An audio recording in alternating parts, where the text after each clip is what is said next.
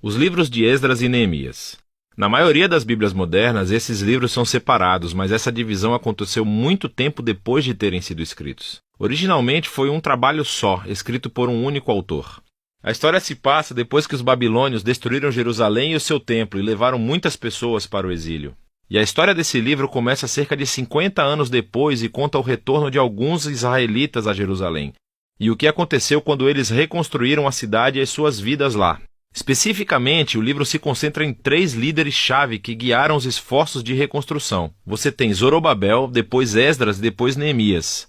E o conceito do livro se concentra nos esforços de cada líder.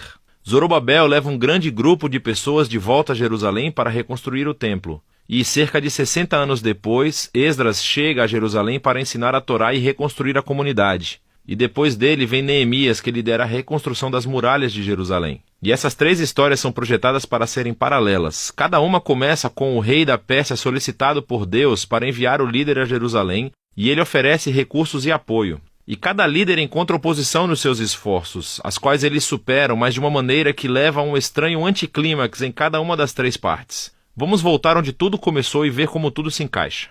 Assim, a história começa com um decreto de Ciro, rei da Pérsia, e ele é movido por Deus para permitir que os exilados retornem a Jerusalém e reconstruam o templo. E o autor diz que isso cumpre uma promessa feita pelo profeta Jeremias de que os exilados um dia retornariam a Jerusalém. Agora, esse cumprimento deve aumentar nossas esperanças em muitas outras promessas proféticas que indicam que o exílio não era o fim da história.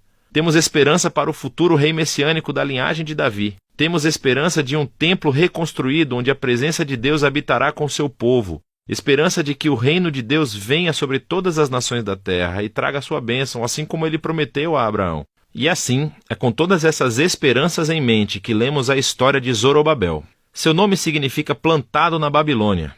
Ele representa a geração nascida na Babilônia em cativeiro e lidera uma onda de israelitas que estão retornando a Jerusalém. Depois que eles se estabelecem por lá, eles reconstroem o altar para oferecer sacrifícios e depois o próprio templo. A cerimônia de fundação e depois a dedicação final do templo são momentos-chave. As histórias passadas do tabernáculo e a dedicação do templo devem estar em nossas mentes. É quando a nuvem de fogo da presença de Deus deve descer. Ele está entre o seu povo, e isso não acontece. E assim, enquanto pessoas estavam felizes com esse novo templo, os anciãos que tinham visto o templo anterior de Salomão clamam em pesar. Não é nada como o passado glorioso que tiveram, ou as suas esperanças para o futuro. E é aqui que temos a primeira história de oposição, e é muito estranho. Assim, os netos dos israelitas que não foram levados para o exílio tinham estado vivendo em Jerusalém o tempo todo, e vêm para oferecer ajuda na reconstrução do templo. E Zorobabel recusa. Ele diz: vocês não fazem parte do nosso templo. E isso, claro, gera um conflito que Zorobabel supera. Mas é muito estranho porque os profetas previram que as tribos de Israel se reuniriam juntamente com todas as nações para participar da adoração do Deus de Israel quando o reino finalmente chegasse. Então esse é um momento anticlimático, para dizer o mínimo.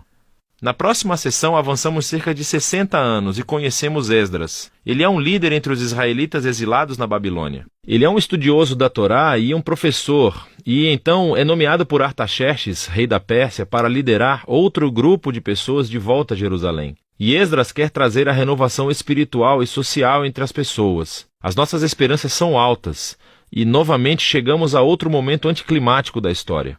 Esdras descobre que muitos dos israelitas exilados que voltaram se casaram com exilados que viviam em torno de Jerusalém. Alguns deles não eram israelitas e quase com certeza alguns deles eram.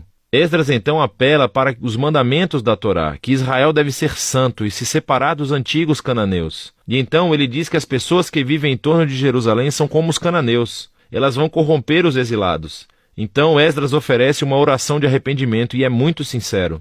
Mas depois ele convoca todos os líderes e faz esse decreto de divórcio, que diz que todos esses casamentos devem ser anulados e as mulheres e crianças mandadas embora. E o decreto é cumprido apenas parcialmente. Temos uma lista de alguns dos homens que se divorciaram de suas esposas. A história é muito estranha por várias razões.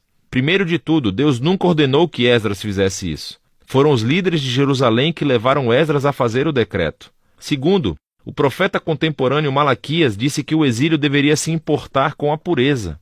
Mas ele também disse que Deus se opunha ao divórcio. E assim gera os resultados mistos do decreto. Tudo isso se encaixa nesse padrão estranho de anticlímax final. o que nos leva à próxima sessão sobre Neemias.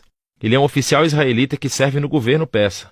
E quando ouve sobre o estado arruinado das muralhas de Jerusalém, ele ora e depois recebe permissão do rei persa Artaxerxes para reconstruir as muralhas.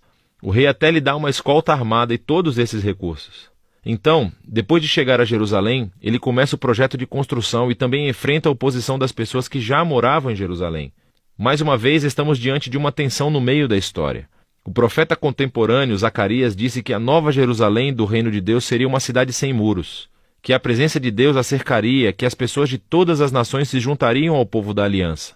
Mas Neemias parece ter a visão oposta. Ele informa as pessoas ao redor de Jerusalém que elas não têm parte em Jerusalém. E isso, é claro, provoca hostilidade. E assim, enquanto Neemias realiza sua visão para a cidade com integridade e coragem, eles têm que construir a cidade com guardas armados para protegê-los. Será que esse conflito poderia ter sido tratado de forma diferente? E isso tudo leva à conclusão do livro em 2 movimentos. Primeiro positivo e depois negativo. Esdras e Neemias juntam forças para promover uma renovação espiritual entre o povo. Eles reúnem todos os exilados em um festival durante 7 dias, onde leem e ensinam a Torá a todas as pessoas. E depois eles comemoram a antiga festa dos tabernáculos, para lembrar a fidelidade de Deus desde o êxodo e as jornadas no deserto. Então, eles oferecem uma confissão dos seus pecados, prometem renovar a aliança e seguir todos os mandamentos da Torá.